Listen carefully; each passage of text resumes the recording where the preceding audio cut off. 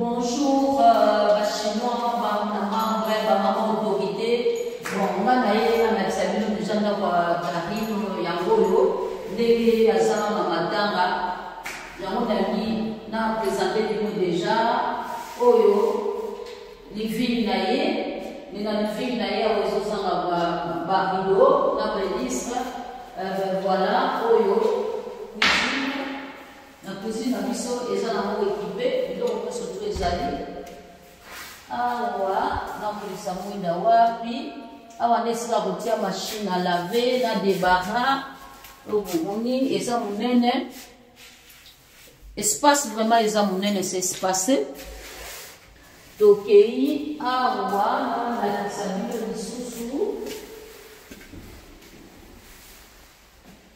pour voir.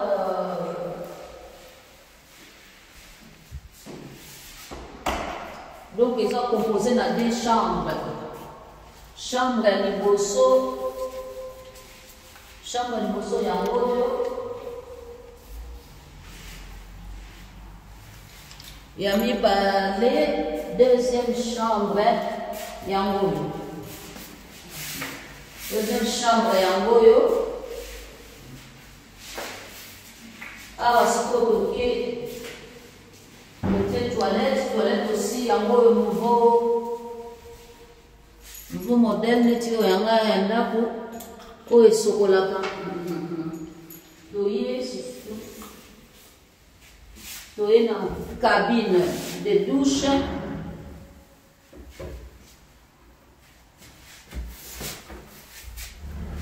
Yangoyo composé de sous na de lavabo. Ah ben, voilà la Chine. De Karen Mokozi, Moko Soki, Matange Sili. Ah ben, voilà. Voilà, ma pesibino, ma beauté, bélé, bisous, bisous la Chine. De Karen Mokozi.